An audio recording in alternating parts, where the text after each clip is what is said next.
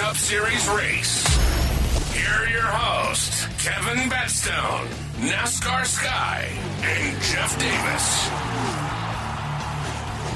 Welcome back, race fans, to another jam-packed episode of Mash the Gas podcast. My name, Kevin Batstone. Joining me shortly, Miss NASCAR Sky, and of course, Mr. Jeff Davis. Him and I fresh off the airplane, just getting back from Kansas. Fantastic weekend, jam-packed. The AdventHealth 400 did not disappoint once again. A lot of action to break down here. Sky, who mashed it? I mean, Tyler Reddick getting his 5th win of the season. I mean, that is just ridiculous.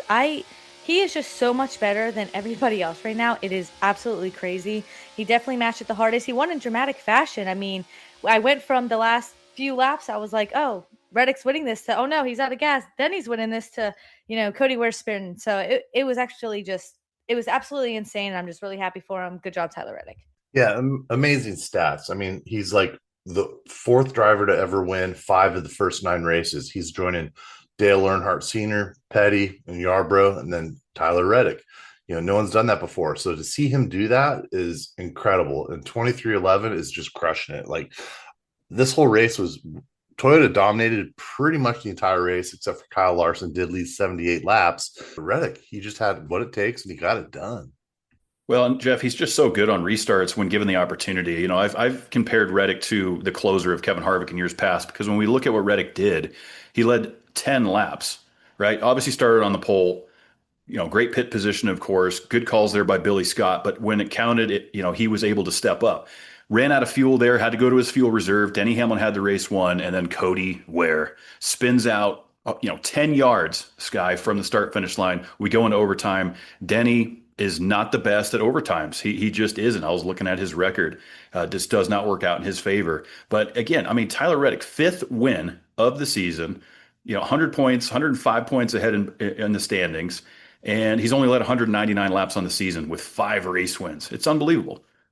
No, it absolutely is just incredible. I mean, it's hard for me to see anyone. I mean, I know it's still really early, but it's just hard for me to see anyone else winning the championship. I feel like this is his comeback year. I mean, Hamlin's making a pretty good run there. He's doing well. Blaney, Larson's on getting some points as well. But yeah, Reddick is just completely untouchable. I will say, though, on the complete opposite side of that, Trackhouse dropped the ball. I mean, they were horrible yesterday. I've seen a bunch of memes all over Twitter about it. X, I guess I should say. Yeah, Chastain 26, SVG 37th, Connor Zillage 29th. I mean, I don't know what happened there. I don't know what it's getting to the point where they got to get it together, or it is not going to be a good year for them. I'll tell you who I thought struggled was Penske. I mean, I know Joey had to go to the rear of the field for some adjustments on the car. Ermin Logano had to go to the rear, and he just could not get it back. Best finish was Austin Cindric. He got P12 out of, the race. So the rest of them, they just couldn't keep it up. It was just insane. I thought Penske would do a hell of a lot better. We had a great view of some pit stops there while we were out there, and it was really fun. But you're right. It's like Tyler Reddick right now. Does he have it almost clenched? He almost does in a way. It's like, I don't see it's going to be hard with the points he has ahead of everyone to catch up with him. He's going to have a really, really bad streak if someone's going to even come close to him. And after the race, I thought it was kind of funny because I did see Denny Hamlin, like, with a big old long face. He was, like, moping a little bit. Michael Jordan walks over and just rubs the top of his head, smiling his ass off. I mean, Denny's got to be happy because, he owns Tyler Reddick's car too. But, yeah, he wasn't happy after that race, guys. Well, at the end of the day, he's a fierce competitor and he wants to win. And, he said it on his show earlier, Cody Ware blowing a tire 6 laps down. Why not bring that thing down sooner? I get it. You can nitpick every single scenario. I mean, how many times have we seen, Ricky Stenhouse turn the car around with 3 to go, 5 to go, whatever. The leader's 6, 7, 8 seconds out ahead. Things happen. Sure, Denny had it won, but NASCAR overtime is a part of our sport. And, that's just, those are the cards you're dealt. Not a lot of cautions in this race, Guy. Kansas typically in the past has produced a lot of action. We did see some crazy action in the O'Reilly race with Carson Kvapil flipping on his lid there 3 times. on lap two. Yeah, just wild. But in general, Kansas, one of the, I think, more competitive mile and a halves that we go to, especially on restarts, we didn't see a ton of restarts. And that's very uncharacteristic for Kansas, and I think the drivers were happy with the tire. I think Goodyear brought a tire that did wear. If you were loose, the right rear would go first. If you were tight, the right front would go. So all in all, it was really a driver's race, and you have to run it, and that's why you run into those fuel situations like the 45 did. Had to go to his reserve, giving Denny the lead there. Just a lot of different scenarios that could have played out, but I mean, just unbelievable drive by the 45. And I think everyone's speculating, why was the 45 so quick on that overtime restart? Where I think that the reality is, why was the 5 so slow? I think the balance of the 5 wasn't there, and the 45's was, and his position on the racetrack is what ultimately won him that race. Not always kind of what you do as a driver. It's also kind of like what's happening around you and what all the other drivers and the mistakes, or, like you said, the setup of the car, whatever, what that plays into a factor as well. But I mean, I agree with what Jeff said. It's going to be tough for anyone to really chip away at Reddick's thing as long as he can keep up going. But I mean, Larson, we've talked about him a few times being just not up to par, or definitely not what we expect. It's almost like, kind of, if you think about how I said a lot about Reddick last year, he did well, he scored well, but it's just like we never talked about him. It seemed like he was always just there sometimes, never really winning, anything like that. And it feels like Larson's kind of filling that void this year. But overall, it was a really good day for Hendrick altogether. I mean, they got 3 of their cars in the top 10, and a good day for Alex Bowman, 18th. I mean, the tough season that he's had, I'm glad to see him get a top 20. Yeah, Hendrick did really well. I was proud of him. As far as active organizations right now, Hendrick Motorsports has the most wins in Kansas City. They have 11 wins. In Penske, they're down a little bit. Joe Gibbs has got 8. Penske's got 6. But 2311 Racing, as young as they are, they've got 4 wins at Kansas so far, as far as active organizations. And I think that's a really good stat. I mean, I loved it. But it was kind of nice to see Hendrick kind of get up there a little bit, because they've had a little bit of problems this year. And maybe they'll start turning on the heater a little bit. But I really thought that restart, I thought Kyle Larson was going to have it. But man, no, the Toyotas just totally had dominance and just totally took over. Well, and to be fair to Kyle, it was a great restart for him. Obviously, taking it 3 wide down to the apron, kind of pinned up against the 11's door. Denny did say he's going to do something different if that scenario happens again, whatever that might be. He feels like that was kind of his mistake, letting the 5 get around him. I still think the 45 just was lights out fast on that overtime restart, was going to win it regardless. But, coulda, woulda, shoulda. Scott, you'd mentioned Trackhouse kind of struggling, which they are. I think Chevrolet in general is just a tad off, right? I mean, obviously we know Chase Elliott won Martinsville. We see Kyle Larson putting up some decent finishes, but the Chevrolets as a whole just seem to be a little bit off on speed. I mean, we know RCR is a complete disaster. Another horrible day for Kyle Busch back there, finishing 35th. But just overall, when you look at the grid, these Chevys are just not putting up speed. And I don't know if that's a body style thing, if it's a setup thing, but it's certainly a Chevrolet problem. Last week Denny had kind of called out Kyle on his show and said, maybe it's time to hang it up. Maybe it's this, maybe it's that. And Kyle didn't appreciate that and fired back in Kansas this weekend and said, well, why don't we go ahead and swap rides and see what actually happens there. So I found it interesting. Yeah, former teammates, Kyle's been on his show a few times. I don't think there's any bad blood there, but Kyle certainly shot back. And Jeff, you and I were sitting there on the grid. I mean, Kyle just looks so defeated, just from an outside perspective. Still great to his fans, of course, but he just doesn't look like he gives a shit, and I know he does. I know Kyle Busch wants to win races, but he knows in the current equipment he's in, it's not going to happen, Sky. No, like, I definitely get it. It's when it's not fun anymore, it takes all of it. I mean, these drivers do this because, it's what they want to do. They have fun doing it, and obviously it's their job, but they pursued it for a reason. So when you're someone like Kyle Busch, who has always been pretty much one of the front runners, like, as much as you hated him growing up or loved him, whatever, I mean, he was always topic of conversation, always competing for wins, if not every week, at least, every so often. So it's, I don't know. His morale is going, and the more and more I see that, the more and more I worry that he probably is just going to retire. And and if you give up too, like when he gives up the way that he is, like a lot of teams aren't going to want to take that chance because of his age. And it's like, yeah, Kyle Busch may be amazing, but is it an equipment thing or is it just him giving up? I don't know. I hate to see it for him because I am a really big Kyle Busch fan. I mean, I hate to see anybody. I'm also really big on nostalgia, so I hate to see the older drivers leave.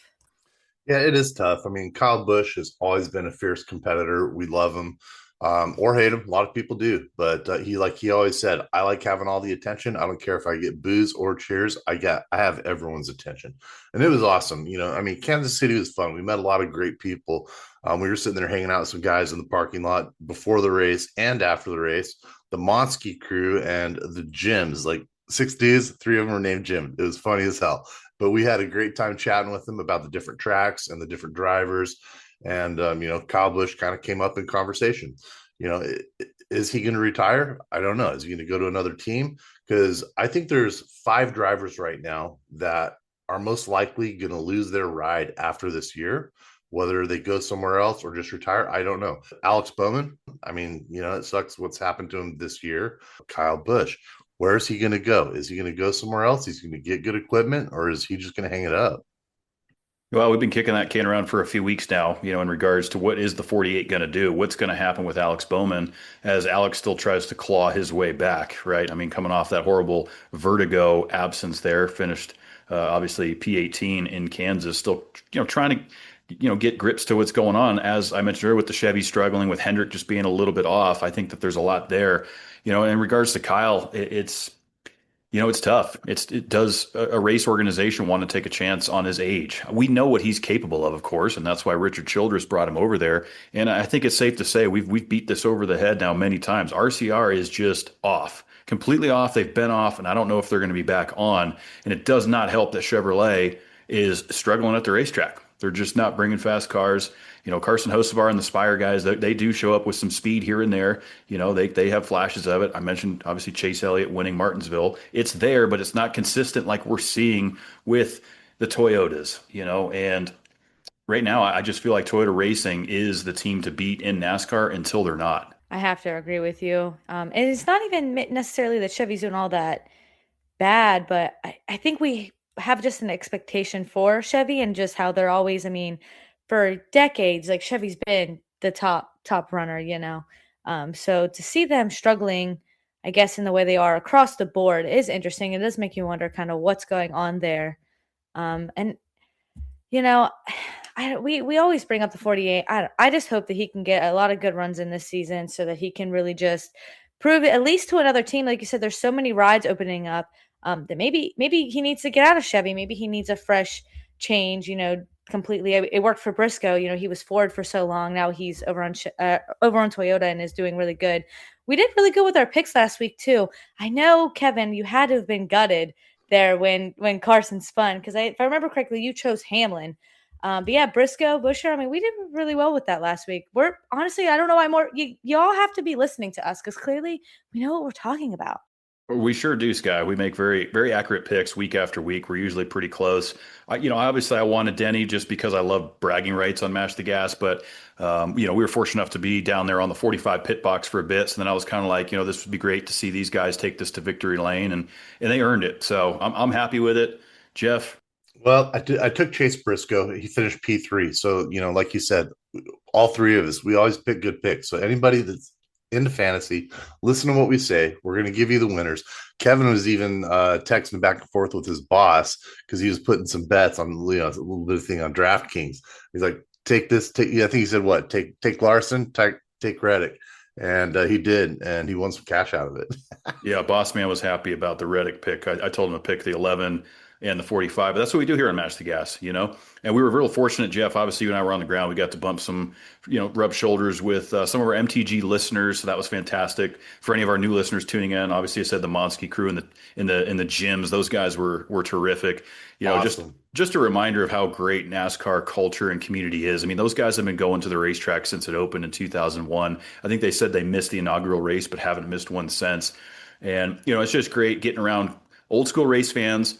And now they're at Mash the Gas listeners, and we ran into a couple guys on pit road. Sky, they were really bummed that they didn't get to meet you. They unfortunately had to meet us old guys, old Jeff Davis and myself. Us ugly guys, yeah. They're like, "Where's but Sky?" We're like, well, she's not here this race.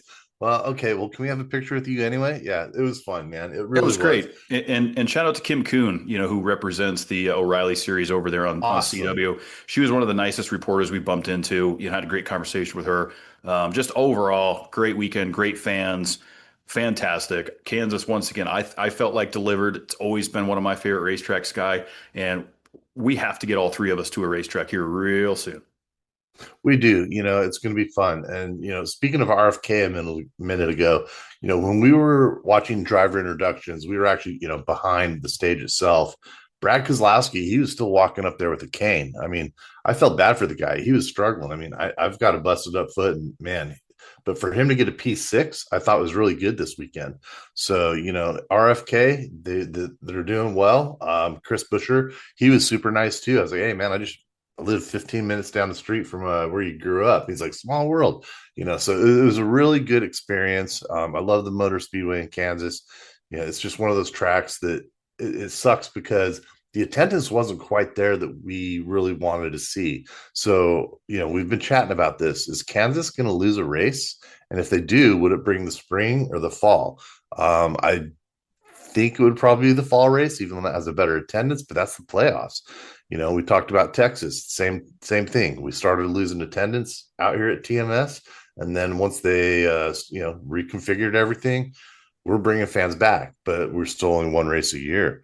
So it just sucks to see Kansas with half empty stands because it's such a great track. Yeah, it is, Jeff, and I'm going to agree and also disagree with that because I think that if Kansas decides to pull a race, it's not going to be the fall race.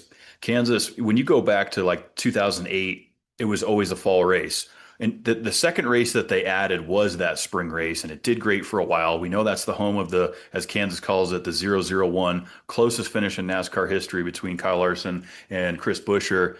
That was a spring race, but you can't have attendance like that continue to go on and expect a track to have two races. I mean, that's exactly why Texas lost a race. So, for a racetrack that at one time held 80,000, now holds 67,000, is struggling to pack them in. And I don't know, Scott, you tell us. I mean, we were on the ground, obviously, in a lot of different places. How did it look from a TV perspective? I always say, as long as they have four wheels on the ground, turning left, like I'm happy with it. But overall, like I don't have any complaints. There's a lot of the times where I do watch races and I'm like, this race sucks and it's boring and there's not enough going on, or it just feels like it's, follow the leader or something. But I enjoyed the race. There was a lot of storylines going on, different issues. I mean, we've seen the incident on pit road with Blaney and AJ Allmendinger.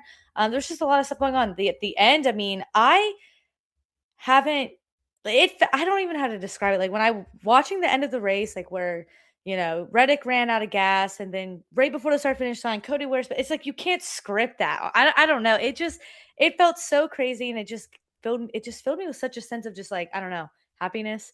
I overall, I thought the race was good. So I could see it maybe benefiting from maybe just one race a year. But I would never say to get rid of Kansas fully. Oh, absolutely not. Kansas is a great track. I mean, it was super fun. I mean, I like the progressive banking, from 17 degrees up to 20 degrees was really, really cool. But like you just mentioned, Sky, with Ryan Blaney getting in the back of the 16 car a little bit on pit road, it was funny because when we were sitting up in the suites, there was a couple of people like, well, does he get penalized for that? Or are they going to, what are they going to do? It's like, no, you can actually, I said it, you can actually pit in your bit backwards if it happens, but that ruined his day. The 16 had he just couldn't come back from it. Blaney, it wasn't it was his fault, but it wasn't on purpose. No, I mean, it's just one of those mishaps that sometimes take place on pit road, but it did kill his day, Jeff. I mean, he finished 31st, 3 laps down. Again, Chevrolet, I don't really feel like the 16 was going to have top 10 speed, but it's hard to say, right? Because now we're going to have a different conversation here in a few minutes when we turn over to Talladega as far as who's going to have speed, and that's why I love the mile and a half. We've now run Las Vegas, we've run Kansas. I don't consider Atlanta a mile and a half, even though that's its length, super speedway style, which Sky and I both are not huge fans of. But the fact remains that the mile and a half, we're starting to kind of get our hands around who's got the speed.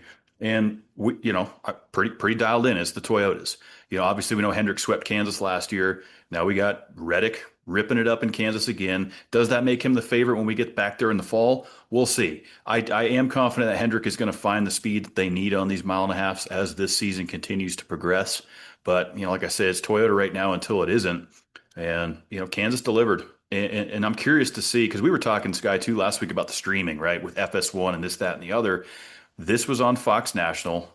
Talladega's on Fox National. That's going to help the viewership piece of it, right, Jeff? We were just talking about, the spectators in the stands, but I guarantee that this race pulled a tremendously higher viewership than Bristol did a week ago.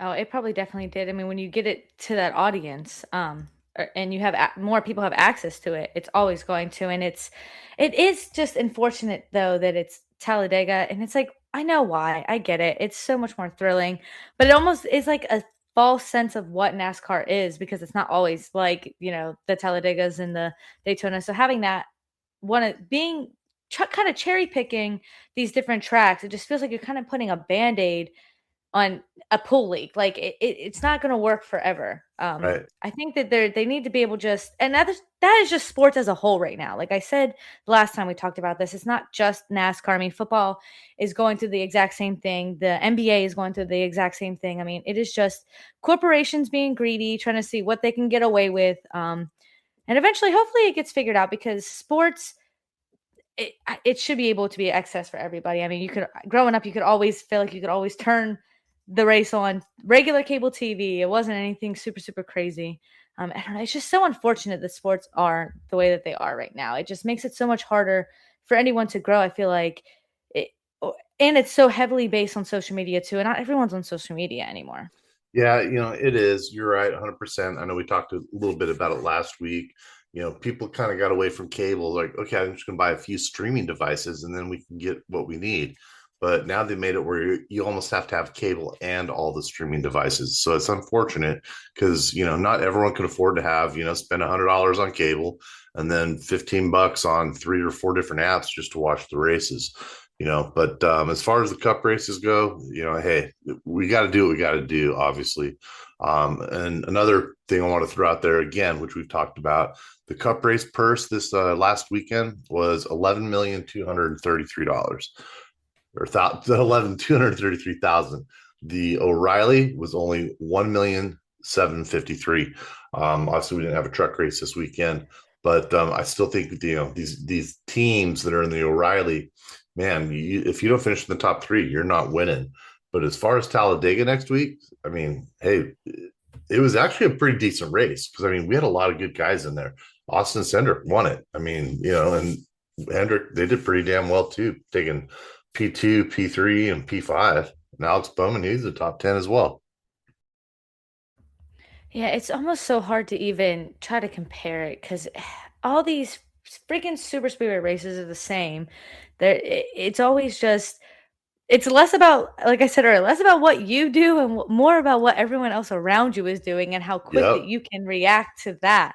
I almost, when I was going through to try to decide who I was going to pick to win, I almost just put all the names in a hat and drew one. I was like, I feel like that's probably a pretty solid way to do that. I did want to bring up, we were mentioning Toyota because Toyota is just on fire, and I feel just so bad for Seabell. 2 weekends in a row now. I mean, he did get fastest lap at Kansas, so obviously that is going to help there with the points. But what happened to him at the end there, I know that Reddick did apologize, and it just sucks after what happened at Bristol this week. I'd like to see him maybe come out. He maybe would have a pretty good chance at winning. It's so hard. I don't know. I can't even say with Dega. I would like to see him get some good finishes, because I think Seabell is a very hardworking driver and he's very deserving. And it sucks to see him go through this little spell. Yeah, Seabell's awesome. I love the guy. He was really, really nice when we met him this weekend. Just full of smiles. He's always been such good talent for Toyota. Obviously, he's going to stay right where he is because he's a contender. He really is. But they need to get something a little bit dialed up for them to go further. Yeah, for sure. I mean, just a couple instances of bad luck there. He puts himself in the right position. We saw what happened in Bristol. The speeding penalty was no good. Ended up plowing the wall, got caught up in the mess. Kansas, he comes out of the restart, gets plowed into, finishes P20. Just tough deal, but you can still show up with confidence if you're Christopher Bell, knowing that you have some of the fastest race cars, in the field, qualifies well, practices well, great team all around. But with Talladega, there's just so much of that goes out the window. I mean, you could have the fastest hot rod, the best pit crew, the fastest lap of the race. None of that matters. Win the first stage, win the second stage, which, oh, by the way, we're changing up the stages for Talladega, which I'm excited about. I'm sure you guys are too, because Super cool. it is, right? I mean, we've dealt with the 70% throttle stuff for so long on super speedway racing, just trying to milk it. And so now, we're going to have a longer stage one, which I like, because we're so used to now that stage three is usually the longest piece of the race. Now we're going to kind of flip that. So, strategy here is going to be crucial. And that, I think, is going to make this Talladega race probably one of the most unique that we've seen in years, since probably stage racing was introduced to NASCAR Cup Series, because the strategy goes out the window, Jeff, especially when we get to stage three. Because, they would split it. They would, okay, we got to milk it till we get to this point to pit, green flag. And Talladega is known for 10 to go. We're going to see a big one at some point. It's definitely about survival. I think Sky hit the nail on the head, put names in the hat, pull it out. That's probably who's going to win the race. I'm going to give you my pick first this week, probably going to steal one of yours. RFK has been dominating. Mr. Brad Keselowski knows how to super speedway race. He's been so close. He's dialed in, whether he's on a cane or not, Jeff. BK is going to victory lane this weekend. Man, if you hit 3 in a row, man, I'll buy you dinner. Because you bought me dinner last night, but that's besides the point. Yeah, if he does, that'd be really cool. I mean, him being hurt like he is, and I mean, I know how much pain he's going through. I've got 10 screws and a plate in my ankle. I could just imagine, seeing there, watching him with a cane, getting into his car. He's struggling, and he's still doing well. So that's actually a really good pick. I haven't even thought who I want to pick for next week. I mean, like Sky says, it's almost like, I think she said it last year. We were like, let me pick a dartboard. Let me just throw some darts and then I'll just pick a number. And that's who's going to win the race. Because, yeah, it's a matter of right place, right time. Because it just takes one wreck to take out 20 cars. And if you can sneak through there somehow and keep it clean, you're going to win the race. So I don't know, Sky, who are you going to pick for next week? I will say I did not draw names out of a hat, even though I said I should have. I did base this off of just a feeling, just a vibe, I seen the number and I'm like, you know what? I feel like Todd Gilliland, he has a pretty good chance. I feel like he's usually around at the end of these super speedway races. It's a good pick. Yeah. I feel like he's always around. In the fall last year, he finished second behind Briscoe. So I don't know. Todd Gilliland, he's going to bring back the Fords for us. That's a good pick, Sky. I mean, he did lead 11 laps there last year. We know that front row has always been dominant on these super speedways, Jeff. Not a bad pick. I'm having a tough time right now. I don't know who to go with. I mean, just for shits and grins, I'm going to go with Daniel Suarez. I want to see him go out there and take it down. I love it. That's actually also a pretty good pick, Sky. I mean, we're definitely kind of going with some different picks here because it is Talladega, right? So for folks that are new to NASCAR or new to MTG, we're going to work you through all season long on kind of how to make your picks and why to make these picks, right? Of course, we know Tyler Reddick has won 5 out of the 9. Does that make him the favorite in Talladega? Of course not. Why? Because this is super speedway style racing, and it's very different than what we do week in and week out. Can Tyler Reddick win? Of course he can. But does he survive the big one? Does he have the right pit strategy? Does he get an overtime situation? It's all about positioning, surviving the big one, and now navigating this new, right, kind of fuel strategy, because it is, Sky. We have a new fuel strategy with these stages. We're kind of going into untreaded waters with Talladega, but one thing we know is there'll probably be a big one, and you're going to see some unconventional names running up towards the front. Hopefully, maybe Talladega will follow in Kansas' footsteps. And we won't have that many cautions, and everything will be A-okay. It's very wishful thinking, but I'm excited to see how the new stage lengths play out. I think that I said it. I've been saying it. I'm just very happy that NASCAR is willing to just take the initiative to change things up. And granted, maybe this doesn't work, or maybe they brought tires in the past that don't work. But I'm happy to see that they're willing to at least try to kind of fix kind of the issues that the fans are seeing. I'm excited for this Talladega. Okay, I can't say I'm excited. I'm interested in how this Talladega race is going to go. I think this would be great. I love the change in the the stages. Put the longest stage first, and then no more fuel strategies. These guys are gonna have to run their asses off. So it's gonna be a great race. But I know we're getting low on time here. One thing I want to give a shout out real quick is a couple days ago, Mr. Cat in the Hat, Jack Roush. It was his 84th birthday. So really cool to see him. Yep. Shout out to the Cat in the Hat, old Jack Roush, RFK over there. I mean, it's pretty cool to see what they've been able to do throughout the years, and his influence in motorsports has been unbelievable. So we're on to Talladega. I can tell you this, that's going to be a sellout. And why? As the fans are tuning in and listening, why is Talladega always a sellout? People love this kind of racing. Sky, you hit the nail on the head. I mean, that's why it's going to be on Fox again this weekend. It's 4 or 5 wide. It's wrecks. It's torn up cars. It's just chaos is what it is in the racing world. Not my favorite style, but hey, it's part of what we have to do, Jeff. Carnage. Total carnage. So who survives Talladega? Who comes out? We're going to see some DNFs that shake up the point standings. We'll be back next Monday night to break down all of the action from the Talladega Super Speedway. Thanks for supporting this podcast. Be sure to mash that subscribe button on whatever you're listening to us on, whether that's YouTube, Spotify, you name it. We appreciate your support. Get in touch with us, follow us, interact with us over at Mash the Gas Across the Board, and of course at NASCAR Sky. And Sky, we're going to Talladega. And until then, Mash the gas.